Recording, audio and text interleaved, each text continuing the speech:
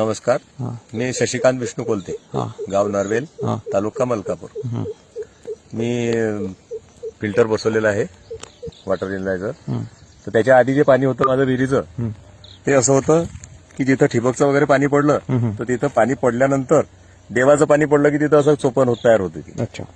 तर आता यावर्षी कसं, यावर्षी जिथं पाणी पडलं आणि देवाचं पडलं तरी चोपण सारखं तिथं काही तयार झालं नाही. आणि हे जमीन जे आहे, देवाचं पाणी दिल्यानंतर ही अशी उकरल्या जात नव्हती. अच्छा. हे आता तरी उकरल्या जाते, नाही तशी उकरल्या जात नव्हती. इतकं त्याचा हे होता. झालं निंबूचे झाडं यावेळेस पिंगट दिसायचे, पिस्तीच दिसायचे. आता त्यांना पालवी पण आली आणि रंगही त्यांचा भरपूर बदललेला आहे पाण्याच्या ह्याच्यामुळे.